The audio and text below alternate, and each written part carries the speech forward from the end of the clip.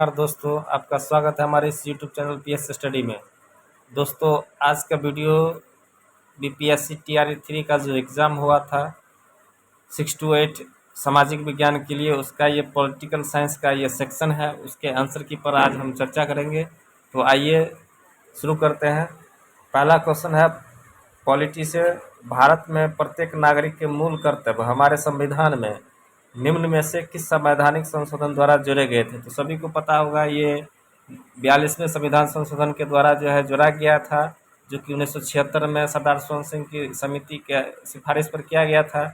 तो अगला क्वेश्चन है, समान परिश्रमिक अधिनियम भारत में निम्न में से किस वर्ष अस्तित्व में आया। तो समान परिश्रमिक अधिनियम 1976 में आया है। ऑप्शन इसका ए हो जाएगा। अगला क्वेश्चन है, जो न्याय बुद्ध के रूप में ज्ञात आंदोलन का नेतृत्व हरियाणा में निम्न में से किस नेता द्वारा नेतृत्व किया जाएगा। तो ये देवीलाल के द्वारा है। इसका ऑप्शन ए हो जाएगा। अगला क्वेश्चन है, निम्न में से स्वतंत्र भारत के कौन से राज्य भाषाई आधार पर निर्मित किए गए थे। इसमें ये भी हो जाएगा, तमिलनाडु, कर्नाटक, आंध्र प्रदेश भी हो जाएगा। तो इसके हिसाब से जो है ऑप्शन एक से अधिक, उपयुक्त में से डी, एक से अधिक। अगला क्वेश्चन देखते हैं, सूचना का अधिकार क्या है। तो सूचना का अधिकार जो है, एक तरह से ये उसको मूल अधिकार में दिया गया है, और मूल अधिकार में है तो ये कानूनी अधिकार भी है। तो इस तरीके से ये आपका जो है ऑप्शन डी हो जाएगा। अगला क्वेश्चन है, निम्न में से ब्रिटिश भारत में वनोन्मूलन का कारण कौन सा था। तो रेल मार्ग द्वारा इसके संजाल के प्रसार हेतु स्लीपरों की बढ़ती हुई आवश्यकता को पूरा करना। दूसरा है शाही जल सेना हेतु इमारती लकड़ी की आपूर्ति करना। और तीसरा है उन्नति के चिन्ह के रूप में जुताई हेतु भूमि सुधार करना। तो यानी कि ये तीनों जो काम है, उसका जो निहितार्थ होता है कि वन का उन्मूलन हो जाता है। तो ये इसका भी जो ऑप्शन है उपयुक्त में से एक से अधिक, ऑप्शन डी हो जाएगा।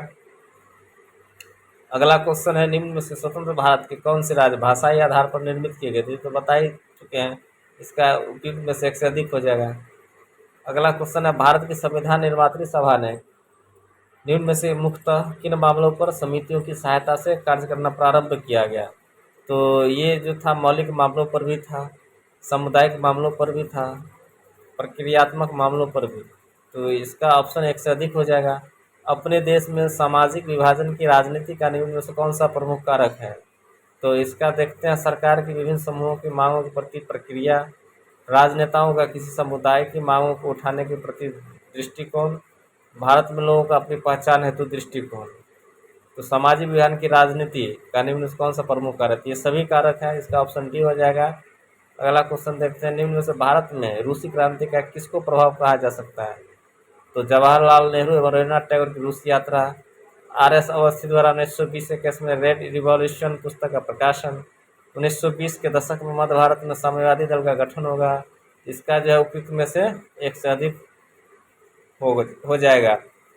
अगला क्वेश्चन देखते हैं, निम्न में से भारत में मंडल आयोग के गठन के समय देश में कौन प्रधानमंत्री थे। तो आपको पता होगा, ये मोरारजी देसाई थे। निम्न में से भारत में धर्मनिरपेक्षता की कौन सी मौलिक विशेषता है।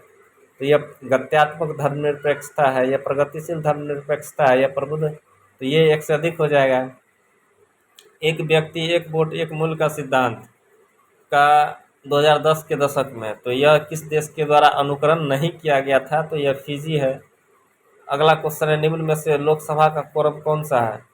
तो लोकसभा का कोरम जो है ये 1/10 है। उसका ऑप्शन ए हो जाएगा, 1/10 हो जाएगा। इसके बाद जो है अगला देखते हैं, भारत के संविधान में वाक्यांश राज्यों का संघ निम्न में से किसे स्पष्ट करता है। तो कोई भी घटक इकाई का संघ से विच्छेद करने की स्वतंत्रता नहीं रखती है। भारत में कनाडाई नमूने के यूनियन को वरीयता दी गई है। हमारा संघ घटक इकाइयों के किसी आपसी समझौते का परिणाम नहीं है। तो ये उपयुक्त में से एक से अधिक हो जाएगा। अगला क्वेश्चन है, स्वतंत्रता के समय निम्न में से किसने रियासतों को भारत के में शामिल होने हेतु मनाने का कार्य किया गया था। तो आपको मालूम होगा कि जो देसी रियासतें थी, तो उन रियासतों को जो मनाने का काम किया और भारत में शामिल करने का जो काम किया, वह हमारे लौह पुरुष जिन्हें कहा जाता है सरदार वल्लभ भाई पटेल। तो इसका ऑप्शन ए हो जाएगा। धन विधेयक राज्यसभा में भारत के अंतर्गत पुनः स्थापित नहीं किया जा सकता। यह प्रावधान भारत के किस संविधान किस अनुच्छेद में पाया जाता है? तो धन विधेयक का जो है यह एक अनुच्छेद 109 में, ऑप्शन सी। अगला क्वेश्चन देखते हैं। भारतीय राष्ट्रवाद निम्न में से किस तत्व को अपने में मुख्य समाहित करता है? तो राष्ट्रवाद जो है राष्ट्रीय पहचान की भावना को, सही है। देश के लोगों में स्वयं के लिए शासन करने की इच्छा को, ये भी सही है। गर्व एवं एकता की भावना को, ये भी सही है। इसका ऑप्शन डी हो जाएगा, उपयुक्त में से एक से अधिक। अगला क्वेश्चन देखते हैं। भारत में सामान्य निर्वाचन में एक प्रत्याशी हेतु शैक्षणिक योग्यताओं के अभाव के संदर्भ में निम्न में से कौन सा कथन सही है? तो विधायिका के सदस्य हेतु उपयुक्त योग्यताएं लोगों की समस्याओं एवं हितों को समझना है, जिसे प्रत्येक 5 वर्ष बाद मतदाताओं द्वारा परीक्षित किया जाता है। तो ये भी सही है, ये भी होता है। विधायिका के सदस्य हेतु शैक्षणिक योग्यताओं का निर्धारण मतदाताओं के बहुमत चुनाव लड़ने के अधिकार से वंचित कर सकता है। तो ये भी आपका सही है। विधायिका के सदस्य शैक्षणिक योग्यता मतदाताओं के बहुमत को चुनाव लड़ने के अधिकार से वंचित कर सकता है, यानी कि ये भी सही है। शैक्षणिक योग्यताओं में ये सभी प्रकार की सेवाएं के लिए उपयुक्त नहीं है, तो उपयुक्त में से एक से अधिक हो जाएगा। निम्न में से कौन सी व्यवस्था प्रत्येक व्यक्ति को अपना स्वयं का उत्पीड़क होने का अधिकार प्रदान करता है? तो ये अभिजात तंत्र है, लोकतंत्र है, राजतंत्र है। कौन सी व्यवस्था प्रत्येक व्यक्ति को अपना स्वयं का उत्पीड़क होने का अधिकार प्रदान करती है? ये लोकतंत्र है। अगला क्वेश्चन है। राज्यों के निर्वाचन में आवश्यकता के संदर्भ में कौन सा सही है? निर्वाचन राज्य में बहुत से आर्थिक सुधारों का नेतृत्व कर सकते हैं। निर्वाचन शासक दल के विरुद्ध मतदान करने का अवसर प्रदान करता है। निर्वाचन शासन की नीति में परिवर्तनों का नेतृत्व प्रदान करता है। ये तीनों सही है, इसका ऑप्शन डी हो जाएगा। भारत की संविधान निर्मात्री सभा की सलाहकार समिति निम्न में से किन कार्यों के लिए स्थापित की गई थी? तो सलाहकार समिति जो थी संविधान निर्मात्री की, तो उसमें मूल मामलों के लिए भी था, भाषाई मामलों के लिए भी, प्रक्रियात्मक उपयोग में से एक से अधिक। निम्न में से भारत में लोकतंत्र की सफलता है तो कौन सा प्रमुख कारक है? तो संविधान द्वारा प्रदत्त स्तर तथा अवसर की समानता है। 73वें तथा 74वें संवैधानिक संशोधन द्वारा स्थानीय शासन का सशक्तिकरण किया जाता है, ये भी सही है। लिखित संविधान तथा देश के सभी नागरिकों हेतु नागरिक स्वतंत्रता, ये भी सही है। तो इसका ऑप्शन डी एक से अधिक हो जाएगा। अगला क्वेश्चन देखते हैं। निम्न में से भारत में सर्वोच्च न्यायालय तथा उच्च न्यायालयों के बारे में कौन सा कथन सही है? तो इन न्यायालयों को संविधान की व्यवस्था करने की शक्ति प्राप्त है, तो ये भी सही है। यह न्यायालय किसी भी विधायन या कार्यपालक कार्य संवैधानिक व्यवस्था निर्धारण करते हैं, ये भी सही है। अगर न्यायालय नहीं रहेगा तो फिर जो है संविधान की रक्षा कौन करेगा? फिर ये उनके न्यायाधीशों को केवल संसद के दोनों सदनों में अलग अलग 2/3 बहुमत से पारित अविश्वास प्रस्ताव द्वारा ही हटाया जा सकता है। तो इसका ऑप्शन हो जाएगा उपयुक्त में से एक से अधिक, ऑप्शन डी। अगला है। निम्न में से भारत के लोकतंत्र की मुख्य चुनौती कौन सी है? तो राजनीतिक व्यवस्थाओं में महिलाओं तथा अल्पसंख्यकों का उचित समावेश सुनिश्चित करना, देश में लोगों की सहभागिता नियंत्रण में सहायक स्थानों को सशक्त करना, स्थानीय शासनों के लिए अधिक शक्ति को सुनिश्चित करना। तो ये तीनों जो है ये मुख्य चुनौतियां हैं। इन चुनौतियों को जो है लेना है और लोकतंत्र में इस व्यवस्था को बहाल करना है। तो इसका ऑप्शन उपयुक्त में से एक से अधिक हो जाएगा। भारत के संविधान की प्रस्तावना कि निम्न में से किसके द्वारा राजनीतिक कुंडली बताया गया? तो ये के.एम. मुंशी के द्वारा है, ये भी सही है। राज्यसभा की सीटों के आवंटन हेतु प्रावधान भारत के संविधान की किस अनुसूची में सत्रित है? तो ये है आपका चतुर्थ अनुसूची, दूसरी अनुसूची में है। ऑप्शन इसका सी हो जाएगा। राजा राम मोहन राय निम्न में से किस क्रांति की विरासतों से मुक्तः बहुत प्रभावित थे और उन्होंने राष्ट्र राज्य के निर्माण हेतु कार्य करना शुरू कर दिया था? ये फ्रांसीसी क्रांति की विरासतों से, क्योंकि फ्रांसीसी क्रांति के बारे में पता है आपको, बंधुता, एकता, इसके बारे में। अगला देखते हैं।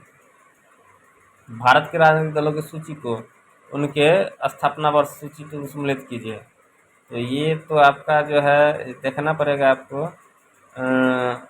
बहुजन समाज पार्टी, अखिल भारतीय तृणमूल कांग्रेस। तो इसका तृणमूल 1998 में है। तो पहले तो 4 का देख लीजिए। उसके बाद जो है भारतीय जनता पार्टी सी का 2 1980। हाँ ठीक है, 4 और 2 सेम है। यहाँ पे बच गया है, देखते हैं 1 और 3 है। तो बहुजन समाज पार्टी डी का 1 1984। तो इसका ऑप्शन सी हो जाएगा। डॉक्टर बी आर अम्बेडकर निम्न में से किस तिथि को प्रारूप समिति के अध्यक्ष नियुक्त किया गया? तो यहाँ पे देखिए 14 सितंबर 1949 ये बिल्कुल नहीं है। 26 1949 ये बिल्कुल नहीं है। 29 अगस्त 1949, यानी कि एक चीज़ समानता है कि तीनों में 1949 है। तो सबसे पहले यहाँ से आप इस क्वेश्चन को पकड़ सकते हैं कि जब भी प्रारूप समिति का जो अध्यक्ष ड्राफ्टिंग कमेटी का बनाया गया, तो उसके बाद जो है संविधान को जो पूरा करने में 2 वर्ष कितना दिन लगा? 2 वर्ष 18 महीना 11 दिन। तो आप उसी हिसाब से सोच लीजिए 1949 में जब एडॉप्टेड किया गया था तो 47 होना चाहिए। तो इसका ऑप्शन उपयुक्त में से कोई नहीं है। निम्न में से 1928 में मोतीलाल नेहरू तथा अन्य द्वारा 1931 में भारतीय राष्ट्रीय कांग्रेस कराची अधिवेशन द्वारा प्रारूपित भारत के संविधान की कौन सी समान विशेषता थी? तो उसमें जो था, जो स्वतंत्रता और समानता का अधिकार, तो ये व्यवस्था थी उस टाइम में। इसके बाद जो है अल्पसंख्यकों के अधिकारों का संरक्षण, सार्वभौम वयस्क मताधिकार। तो ये तीनों था उपयुक्त में से एक से अधिक। निम्न में से कौन सा कथन भारत में समानता के अधिकार के बारे में सही है?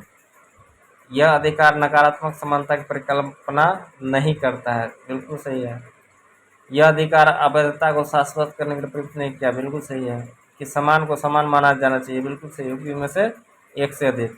निम्न में से किसे परिभाषित किया? लोकतंत्र एक ऐसा शासन है जिससे प्रत्येक का एक भाग होता है। ये सिले के द्वारा है। अगला क्वेश्चन देखते हैं। निम्न में से किसे भारत के संविधान को वकीलों का स्वर्ग बतलाया गया? तो आइवर जेनिंग्स के द्वारा भारत के संविधान को वकीलों का स्वर्ग बतलाया गया। तो ये इसके द्वारा है। भारत में संविधान निर्मात्री सभा के लिए निर्वाचन हुए थे, तो ये आपको हुआ था जुलाई 1946 में। इसका ऑप्शन हो जाएगा ए। निम्न में से जनवरी 2019 तक लोकसभा अनुसूचित जाति जनजाति कितनी सीटें आरक्षित थी? तो इसमें हो जाएगा 84 सीटें और 47। ये ऑप्शन सी। अगला क्वेश्चन है। निम्न में से किस काल को अंतर्गत मुख्यतः भारत में ब्रिटिश शासन के दौरान नवीन प्रकार की राजनीतिक चेतना वृद्धि हुई? तो राजनीतिक चेतना जो वृद्धि हुई तो 19वीं शताब्दी के प्रथम अर्धकाल के दौरान, 19वीं शताब्दी के द्वितीय अर्धकाल के दौरान, 20वीं शताब्दी के प्रथम अर्धकाल के दौरान। तो 19वीं शताब्दी प्रथम अर्धकाल के दौरान। ये ऑप्शन सी हो जाएगा। राष्ट्रपति के निर्वाचन से संबंधित विवाद भारतवर्ष के अंतर्गत निम्न में से किसके द्वारा निर्णीत किए जाते हैं? तो ये जो है सर्वोच्च न्यायालय के द्वारा। सर्वोच्च न्यायालय के द्वारा ऑप्शन बी हो जाएगा। अगला क्वेश्चन। निम्न में से किसने टिप्पणी की थी लोकतंत्र चेतन और अचेतन मन की एकता है? तो चेतन और अचेतन मन की एकता है। तो ये मेरे ख्याल से जो है गैटिल होना चाहिए। देख लीजिएगा क्या होगा। निम्न में से भारत की संविधान निर्मात्री सभा की प्रांतीय संविधान समिति का अध्यक्ष कौन था? तो प्रांतीय संविधान समिति का जो अध्यक्ष था वह उपयुक्त में से कोई नहीं। इसी के साथ ही आज का वीडियो हम समाप्त करते हैं।